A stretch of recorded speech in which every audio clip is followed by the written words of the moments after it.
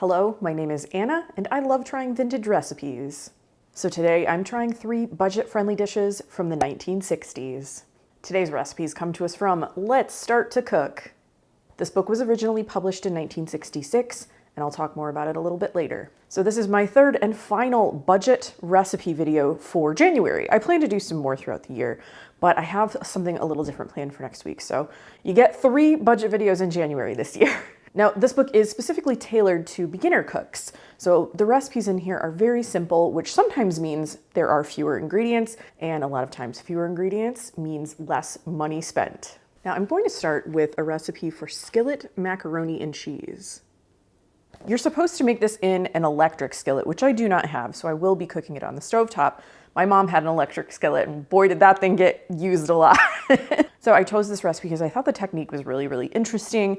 And who doesn't love mac and cheese? I'm not particularly particular about my mac and cheese. I know a lot of people feel like a creamy mac and cheese is for them, or some people really like a baked, sort of more casserole mac and cheese. But when it comes to mac and cheese, I'll take whatever you give me. Now, I will be cutting this recipe in half, but I'll have the full recipe written in the description below this video. So I'm melting some butter in a skillet here. This is 1/4 of a cup of butter. My butter is all melted, so now I need to add 1/4 cup of diced onion.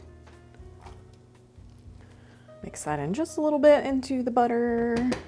And here's where it gets kind of interesting. I have to add 4 ounces of uncooked macaroni. So I'm toasting the pasta a little bit before we, add any liquid to cook the macaroni. Some seasonings here to add. It is salt, pepper, oregano, and dry mustard. So now I need to bump up the heat a little bit, and it says to cook this for 5 to 7 minutes until the onion starts to look transparent. I've been cooking this for about 6 minutes or so. Now I need to add a cup of water. You can really smell the seasonings that were added, like when you're kind of cooking those in butter. Of course, the onion smells really good too. So I need to wait for this to come to a boil. Shouldn't take too long. Okay. We have boiling.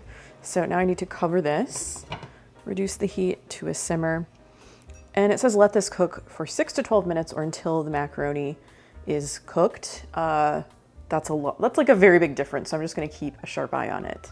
I will let you know how much time it takes though. Right. This is 7 minutes, and it says to test for doneness by taking a bite. So I did taste a piece of macaroni. It is tender. It has a slight bite to it. I'm gonna proceed now because it does have to simmer some more, like 5 more minutes. So I don't really want to overcook it, you know? I'm pretty happy with where it's at in this stage. Sprinkle the flour over the macaroni mixture and stir to mix well. I have almost a tablespoon of flour here. This was like 3/4 of a tablespoon since I'm cutting it in half. So stir to mix well. And now I need to add half a can, well, half of a 14-ounce can, so 7 ounces of evaporated milk and 2 ounces of sharp shredded cheddar cheese. I'm using white sharp cheddar because that's what I had. So it's not gonna be an orange mac and cheese. Stir that to combine as well. I need to bring this to a simmer and let it cook for, it says, an additional 5 minutes. Stirring occasionally.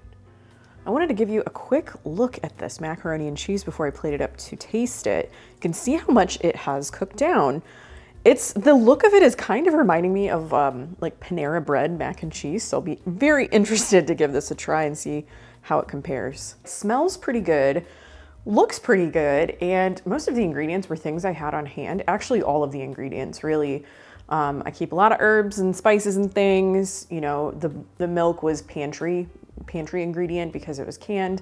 I like to keep a few cans of evaporated milk on hand just in case, you know, I don't have fresh milk or whatever, or I need it for a recipe like this. But let's give this a taste. Seems like the macaroni's at a nice doneness. That is really good. So I think the sharp cheddar was a really good choice. It does kind of remind me of Panera mac and cheese. I haven't eaten Panera, like directly from Panera Bread, the mac and cheese in a while, but you can get it at Costco. Like you can get containers of it. I've gotten that. That's what it reminds me of. What is this recipe? It's so good. I've made mac and cheese on the stovetop. I've made it in the oven. I've made the white sauce into a cheese sauce into mac and cheese. Like just the way that you combine everything, the way you toast the macaroni. I've like toasted rice before, like when I make Spanish rice or something. I don't know that I've ever done it with pasta, but it worked really well here. It's creamy, but not like runny, you know, it's not too milky. It's very thick and rich. At the beginning of the recipe, it says the cooking takes no longer than 25 minutes, and I would say that is true. I think I took maybe even a little less time than that. Yeah, gonna make this one again for sure. Now this next recipe comes together incredibly quickly, or at least I think it will, and that is creamed chicken, or creamed turkey in my case, because I have some turkey from my freezer that I would like to use up. I ate creamed chicken a lot as a kid. My grandma often made it with like leftover chicken, leftover turkey. This is a shortcutted kind of version, but she would do like the whole white sauce. If there's leftover gravy, she'd throw that into leftover chicken or turkey gravy. It'd go in. And we always ate this as a sandwich. This recipe has you serving it over buttered toast. So it's kind of like chicken a la king, or like kind of like that, you know. Chicken a la king has a few other things in it. Usually there's like pimento or something, but cream chicken, very, very common part of my childhood. You could even get cream chicken sandwiches at the root beer stand. That's like where I remember having them a lot.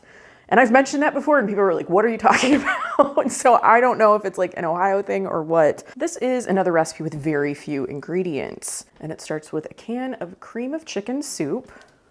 My grandma usually didn't use this. She just made her own white sauce. And to that, I'm adding 1/3 of a cup of chicken broth. It says you can use store-bought, homemade.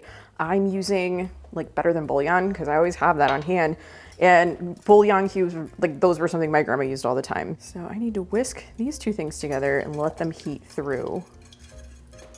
This is warmed up just a little bit, and now I need to add 2 cups of chopped cooked turkey. This is leftover turkey from my freezer. You can use chicken or turkey. This was a very popular dish my grandma used to make with Thanksgiving or Christmas leftovers. And now I just need to mix this up and let all of this heat through. That's it. It was that fast.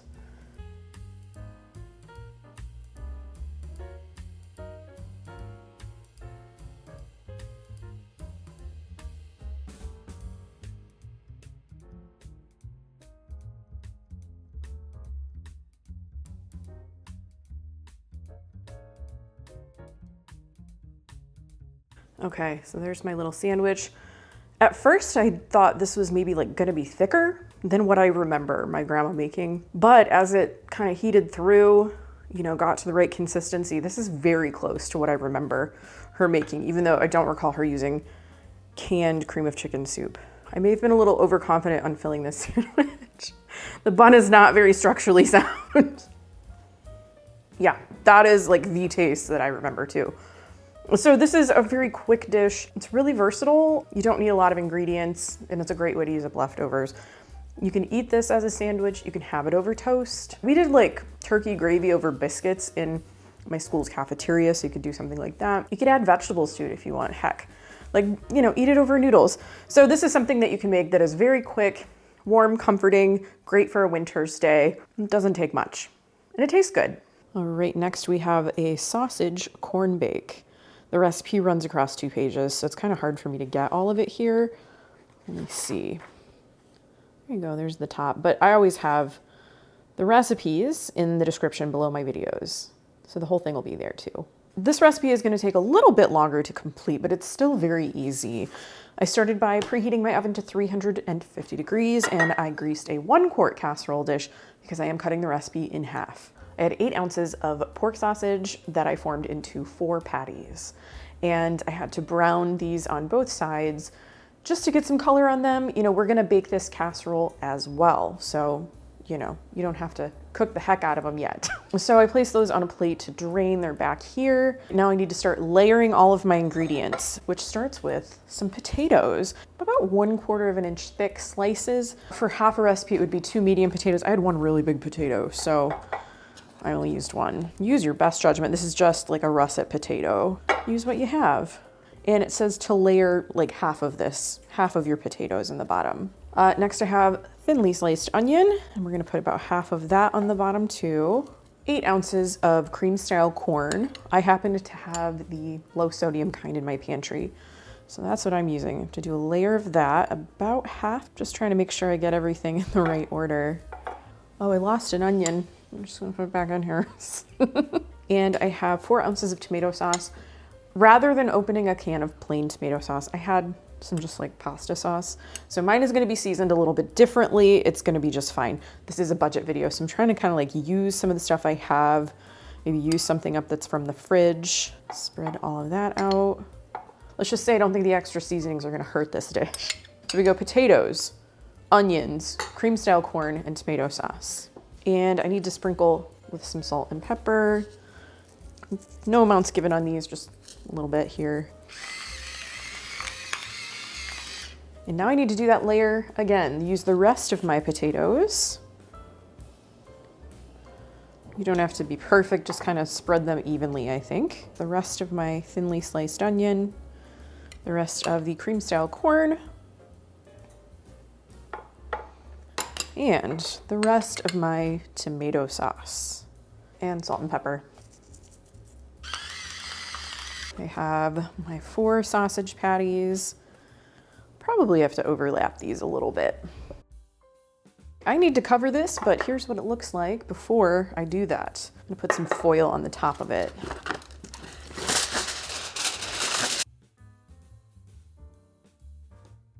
This bakes covered for 45 minutes, then I need to take the foil off and bake it another 15.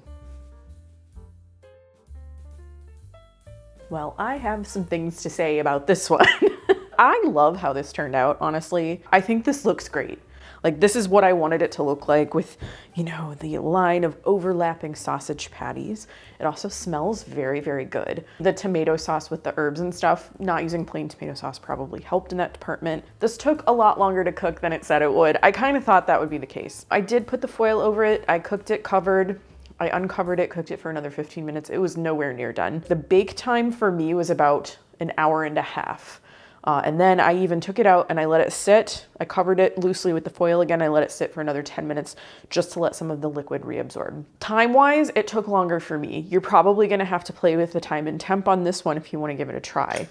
But that's what I'm gonna do now. I haven't given it a try. Oh, I also love, so you know, you brown the sausage patties a little bit before you put them on top, but they get like perfectly lovely and brown in the oven. Attractiveness is high up there. I'm gonna take 1 sausage patty, just a little bit of the other mixture, see how we do. I'm gonna taste the sausage patty first. You know, it's gonna be a sausage patty. Pretty good. Let's try it with a bite of the other stuff. I like the cream corn and the tomato mixed together. I wasn't really sure about that combination. It's still, you know, reasonably saucy. It's not like completely bone dry. All of the flavors, like the flavor of the sausage that I use, it works really well with everything else. And it's very different. So, you know, if you're looking for some different ideas, maybe try this one. Let's Start to Cook was originally published in 1966. Here's a view of the back as well. I wanted to make sure to get a very tight, close-up shot of this cover because I think it's one of the best ones I've ever seen. I mean, it's so cute. The color is very, very eye-catching. You've got this tower of cupcakes with daisies at the top. It's just adorable. One of the best covers I think I've ever seen in a cookbook. Now, this was sent to me by a viewer, and she was the original owner of this cookbook. It was given to her when she was 11 years old. Thank you so much. I really appreciate you sending this to me, and I feel very honored to be entrusted with this part of your childhood. Basically, as soon as I received this in my P.O. box, I was like, I have to cook from this very, very soon. So the title, Let's Start to Cook, does kind of allude to the fact that this is really for beginning cooks, you know, and I don't think it necessarily means that that cook is a child or a teenager. I think this could also be for people who are a little bit older and just learning how to cook. Maybe they're leaving their household for the very first time. This book doesn't have any illustrations or photographs of the food, unfortunately, but it does have a lot of like small eye-catching illustrations in the margins. A lot of them are instructional. Some of them like pertain to a specific recipe, and some of them are just like pieces of advice, you know, testing for doneness, preventing lopsided biscuits, Just good things to know, right? This book was published by Farm Journal. I have a few Farm Journal cookbooks in my collection. I think I've maybe even cooked from some on this channel. Like any good cookbook for beginners, there's a few sections usually at the beginning of the book. Like this one is called The Way Good Cooks Do It. This typically will address things like how to use a recipe, safety, measuring tools, a lot of basics, a lot of good basics that you'll need to know when you're learning how to cook. Also utensils, and there are more of those cute illustrations I talked about, some different tools that people might need in their kitchen. The essentials, you know, a casserole dish, a pie plate, a loaf pan. Got some more here, very cute. There's also a section here called Learn the Cook's Language. And this is like a glossary of terms, right? So stir, mix, snip. If you don't know how to do these things or how to apply them to a recipe, there are a lot of good pieces of information in this part of the book. Oh, one of my favorite pieces of advice in this book, I had to mark it, I liked it so much. Make a place for treats. I couldn't agree more with that one. You do need to make a place for treats in your life. I think it means, in this case, make a place for treats because it's a thumbprint cookie and you're making a place with your thumb in the cookie for jam or frosting. But I think generally, make a place for treats is a good piece of life advice. I don't think it's any surprise that the recipes I chose today were very easy, in addition to being pretty budget friendly as well. I mean, it's a cookbook for beginners. It's nice to start with something that's not too complicated when you're first learning because you don't want to get discouraged. Maybe you're one of those people who really does like to just jump right in and do something that's, you know, many steps or maybe like some complicated processes. That's great. You can do that too. But I think cooking in general is a skill that most people like should have just for everyday life. Going with something simpler when you're first learning is a good way to sort of start and then build on skills and get more comfortable. You know, we all need to eat, so we all need to know how to prepare food. My first recipe of this video is skillet macaroni and cheese. What a pleasant surprise this recipe was. I just loved it. I thought it was so delicious and an interesting technique that I've used for, you know, rice and things. I don't know if I've ever actually toasted pasta in butter. Maybe when I've made a soup or something in the past, but I've never made a mac and cheese quite like this. The process was different for me. The taste was very good considering how simple it was, how few ingredients it really took, and how fast it was to make. You could change up the cheese, use whatever kind of cheese that you like. In this case, I used sharp white cheddar, and it did say sharp cheese in the recipe like ingredient list. It went very, very well. But again, I think get experimental with the cheese here. Like once you've learned the process of like how to make this dish, put different cheeses in, put more than one kind of cheese in, whatever you want to do. I think you can kind of change this up and make it your own and make it really appealing to the people that you're going to be serving. It reheated well too. I forgot to mention that part. Sometimes when you make homemade mac and cheese, sometimes the sauce might break. I found that like with takeout mac and cheese too, like if you get macaroni and cheese at a restaurant, you reheat it, sometimes the sauce will separate a little bit. In this case, that did not happen for me. It was just as good reheated in the microwave as it was when I first made it. My second dish was creamed chicken. And this is one of those things that I like to call barely a recipe. You know, it was very simple. It was very few ingredients, and one of those ingredients was a can of cream of chicken soup. If you don't like using cream of chicken soup, just make a white sauce with chicken broth and you'll have similar results. It's kind of like what my grandma did. I thought this was very delicious. It was very fast and it was pretty versatile. I usually ate this as a sandwich as a child growing up. Like we would eat it on buns or leftover, like if it was leftover holiday chicken or turkey, we would eat it on the leftover dinner rolls, if there were any. A lot of times there weren't. Or you could just eat it on bread. If you're one of the households like mine that we didn't always have buns. Sometimes we just had bread and that's what you would do. But you can also, you know, use this as sort of the base of a casserole. You know, if you want to add some vegetables and noodles to it, you've got basically a cream chicken casserole. The recipe description on this one is, there's no better way to use the leftover scraps of chicken than this, or turkey in my case. Do try this easy dish. And I think you should. It is quick, it is easy, it is warm and comforting. Like there's a blanket of snow on the ground right now and it is actively snowing where I live. So, you know, I think this would be a very delicious dish on like a cold wintry day. My final dish was sausage corn bake. This dish was probably the most different for me. I haven't really thought about putting like tomato sauce with cream corn. I know it doesn't even, like when you say it out loud, it doesn't even sound super appealing to me, but it tasted good. You know, and of course I've eaten corn and tomatoes together, so it really shouldn't make a difference, should it? But really, I was surprised by how much I liked that combination of things together. The sausage patties got super nice and brown in the oven. You do fry them a little bit just to get some color going on them. You don't have to fully cook them on the stovetop. They do cook the rest of the way in the oven, and they get like perfectly cooked basically. You're gonna have to play with the time and temp on this one. And I find this with some potato dishes from the past. A lot of times the potatoes are a little bit underdone. The potatoes, it just says like thinly sliced potatoes. Yeah. To me, thinly sliced is anywhere from 1/8 of an inch to 1/4 of an inch. You know, and I've tried this with different types of potatoes, you know, some that will be softer than others. And usually when I'm making some sort of like raw sliced potato dish, I do end up having to add a little bit to the cook time. So just like, you know, play with it. If you want to try this one, you might even consider parboiling your potatoes, or I know sometimes people like to use canned potatoes. If you wanted to try to use canned potatoes and instead of the raw potatoes and make it the rest of the way, that might work a little bit better. You might have to play with the time on that one though. But yeah, if you try it, let me know. If you ate these dishes growing up, I would love to hear about it, so please leave me a comment. I was pretty pleased with all three of these dishes. You know, they were not too difficult. A lot of them used pantry ingredients or leftovers. I love a recipe that uses up a leftover. They were pretty easy on the budget too. If you're looking for more budget recipes, I have an entire playlist. I'll link it in the description down below. I'd like to say a special thank you to my Patreon supporters. If you'd like to join us over there, I'll have a link in the description so that you can do that. Remember to take care of each other, be there for each other, lead into your community. Thanks again for watching, and I'll see you in my next video. Bye.